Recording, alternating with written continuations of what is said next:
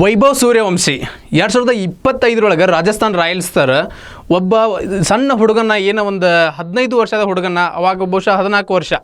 14 ವರ್ಷದ ಹುಡುಗನ ತಂಡಕ್ಕೆ ಇಳಿಸ್ತಾ ಇದ್ದೀವಿ ರಾಜಸ್ಥಾನ್ ರಾಯಲ್ಸ್ ಪರವಾಗಿ IPL ಅಲ್ಲಿ ಆ ಹುಡುಗ ಆಡ್ತಾನ ಅನ್ನೋದು ಏನು ಸುದ್ದಿ ಕೇಳಿ ಬಂದಿತ್ತಲ್ಲ ಅವತ್ತಿನಿಂದ ಇವತ್ತಿನವರೆಗೂ ಈ ಕೊನೆಯ IPL ಇಂದ ಅಷ್ಟೇ ಅಂದರೆ 2026 IPL ಇಂದ ಇವತ್ತಿನವರೆಗೂ ಅಂದರೆ ಇವತ್ತು ಏನು ಪ್ರಕಟವಾದಂಥ ಭಾರತದ T20 ತಂಡ ಐರ್ಲೆಂಡ್ ಮತ್ತು ಇಂಗ್ಲೆಂಡ್ ಹೊಳ್ಳಿ ಏಷ್ಯನ್ ಗೇಮ್ಸ್ಗೋಸ್ಕರ ಏನು ಒಂದು T20 ತಂಡ ಪ್ರಕಟ ಆಯ್ತಲ್ಲ ಆ ತಂಡ ಪ್ರಕಟ ಆದ ಸಮಯದವರೆಗೂ ಸಹಿತ ವೈಭವ್ ಸೂರ್ಯವಂಶಿ ಅನ್ನೋ ಹೆಸರು ಒಂದು ಕಡೆ ಪಾಸಿಟಿವ್ ಆಗಿ ಹೊಡೆದ್ರೆ ಇನ್ನೊಂದು ಕಡೆ ನೆಗೆಟಿವ್ ಆಗಿ ಹೊಡೋದು ಯಾಕಪ್ಪ ಅಂತಂದರೆ ನಾವೆಲ್ಲ ಸುದ್ದಿ ಕೇಳೋದು ಹೆಚ್ಚಾಗಿ ಪಾಸಿಟಿವ್ ಆಗಿ ಇನ್ನೊಂದು ಏನಪ್ಪ ಅಂದರೆ ನೆಗೆಟಿವ್ ಆಗಿ ಹೆಚ್ಚಿನ ಜನ ಮಾತಾಡೋಕ್ಕೆ ಯಾರು ಇಷ್ಟಪಡಲ್ಲ ಯಾಕಪ್ಪ ಅಂತಂದ್ರೆ ಆ ಒಬ್ಬ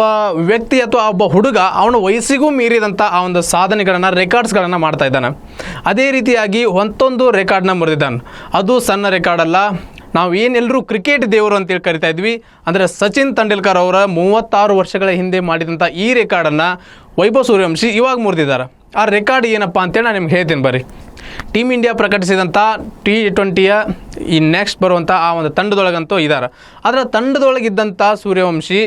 ಈಗ ಪ್ಲೇಯಿಂಗ್ 11 ಒಳಗೆ ಇರ್ತಾರೋ ಇಲ್ಲೋ ಅನ್ನೋದು ಒಂದು ದೊಡ್ಡ ಯಕ್ಷ ಪ್ರಶ್ನೆ ಅನ್ಬೋದು ನಾವು ಯಾಕಪ್ಪ ಪ್ಲೇಯಿಂಗ್ 11 ಒಳಗೆ ಇರಲ್ಲ ಅಂತಂದರೆ ಅಷ್ಟೆಲ್ಲ ಚೆನ್ನಾಗಿ ಫಾರ್ಮ್ ಒಳಗೆ ಆಡ್ತಾ ಇದ್ದಾನೆ ಬಾಸ್ ಮತ್ತಳಿ ಕಳೆದ ಸೀಸನಲ್ಲಿ ಅಂದರೆ ಈಗ ನಡೆದಂಥ IPL ಸೀಸನ್ನಲ್ಲಿ ಪ್ರಸ್ತುತವಾಗಿ ಮುಗಿದಂಥ IPL ಸೀಸನ್ನಲ್ಲಿ ಉತ್ತಮವಾದಂಥ ಫಾರ್ಮ್ನಲ್ಲಿದ್ದರೆ ಅಷ್ಟೇ ಅಲ್ಲ ಒಳ್ಳೆ ರೆಕಾರ್ಡ್ಸ್ ಸಹಿತ ಮಾಡಿದಾನೆ ಮತ್ತೊಳಿ ಪವರ್ ಪ್ಲೇನಲ್ಲಿ 500 ರನ್ ಗಳಿಸಿದಂಥ ವರ್ಲ್ಡ್ ಬೆಸ್ಟ್ ಅಥವಾ ವರ್ಲ್ಡ್ನ ಮೊದಲ ಬ್ಯಾಟ್ಸ್ಮನ್ ಇವಾಗೇನ ಅಷ್ಟೆಲ್ಲ ಆದರೂ ಸಹಿತ ವೈಭವ್ ಸೂರ್ಯವಂಶಿನ ಯಾಕೆ ಪ್ಲೇಯಿಂಗ್ 11 ಒಳಗೆ ಆಡ್ಸಲ್ಲ ಅಂತೇಳಿ ಕೇಳಿದ್ರೆ ಈಗ ಆಲ್ರೆಡಿ ಓಪನರ್ಸ್ ಆಗಿ ಏನು ಆಡ್ತಾ ಇದ್ರಲ್ಲ ಈ ಮೊದಲಿಂದ ಓಪನರ್ಸ್ ಆಗಿ ಭಾರತ ತಂಡಕ್ಕೆ ಆಡ್ಕೊಂಡು ಬರ್ತಾ ಇದ್ದಂಥ ಅಭಿಷೇಕ್ ಶರ್ಮಾ ಆಗಿರ್ಬೋದು ಮತ್ತೊಬ್ಬ ಸೊಳ್ಳೆ ಸಂಜು ಸ್ಯಾಮ್ಸನ್ ಅವರಿಬ್ಬರು ಈಗ ಉತ್ತಮವಾದಂಥ ಫಾರ್ಮ್ ಒಳಗಿದ್ದಾರೆ ನಾವು ನೋಡಿರ್ಬೋದು ಇಲ್ಲಿ CSK ಉತ್ತಮವಾದಂಥ ಪ್ರದರ್ಶನ ನೀಡದೇ ಇರ್ಬೋದು ಆದರೆ ಅಲ್ಲಿ ಸಂಜು ಸ್ಯಾಮ್ಸನ್ ಯಾವುದೇ ಥರನಾದಂಥ ಆ ಒಂದು ತಮ್ಮ ವೈಯಕ್ತಿಕ ಮೊತ್ತಗಳನ್ನು ಕಲೆ ಹಾಕೋದ್ರಲ್ಲಿ ಅವರು ಹಿಂದುಳಿಲಿಲ್ಲ ಕೆಲವೊಂದಷ್ಟು ಮ್ಯಾಚ್ಗಳಲ್ಲಿ ವಿಕೆಟ್ ಆಗಿರ್ಬೋದು ಆದರೆ ಇನ್ನು ಉಳಿದಂಥ ಮ್ಯಾಚ್ಗಳಲ್ಲಿ ಅವರು ಪರ್ಫೆಕ್ಟಾಗಿ ಆ ಸ್ಕೋರ್ನ ತೊಗೊಂಡು ಕೊಟ್ಟು ತಂಡನ ಒಂದಷ್ಟು ಮುಂದೆ ನಡೆಸೋಕೆ ಅವರು ಭಾಳ ಸಹಾಯಕ ಆದ್ದರಿಂದ ಅವರಿಬ್ಬರು ಸಹಿತ ಉತ್ತಮವಾದ ಫಾರ್ಮ್ನಲ್ಲಿ ಇರೋದರಿಂದ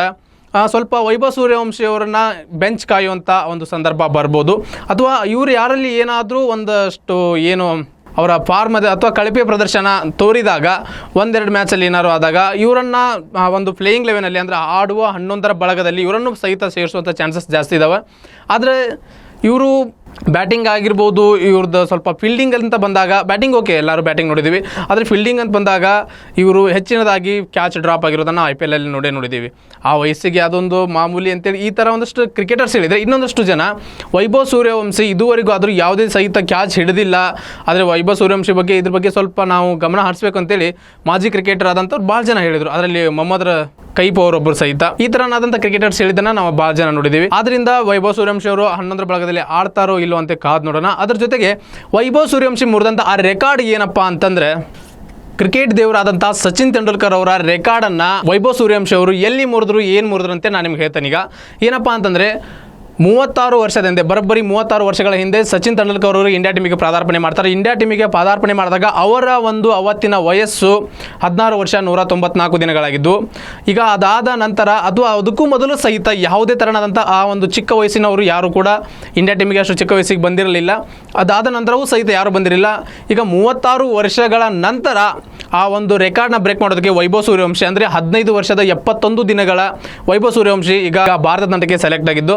ಆದ್ದರಿಂದ 36 ವರ್ಷಗಳ ಹಿಂದೆ ಸಚಿನ್ ತೆಂಡೂಲ್ಕರ್ ಅವರ ಒಂದು ರೆಕಾರ್ಡ್ನ ಬ್ರೇಕ್ ಮಾಡಿದ್ದಾರೆ ಈ ಒಂದು ರೆಕಾರ್ಡ್ನ ಬ್ರೇಕ್ ಮಾಡಿ ಕ್ರಿಕೆಟ್ ದೇವರ ರೆಕಾರ್ಡ್ನ ಬ್ರೇಕ್ ಮಾಡಿ ವೈಭವ್ ಸೂರ್ಯವಂಶಿ ತಂಡಕ್ಕೆ ಸೇರಿದ್ದು ಮತ್ತೊಬ್ಬ ಸಲ 11ರ ಬಳಗದಲ್ಲಿ ವೈಭವ್ ಸೂರ್ಯವಂಶಿ ಇರಬೇಕಾ ಆಡಬೇಕಾ ನಿಮಗೇನು ಅನಿಸುತ್ತೆ ಅಥವಾ ಆಡೇ ಆಡ್ತಾರಾ ಅಂತ ಅನಿಸುತ್ತಾ ನಿಮಗೇನು ಅನಿಸುತ್ತಾ ಕಮೆಂಟ್ ಮಾಡಿ ತಿಳಿಸ್ರಿ.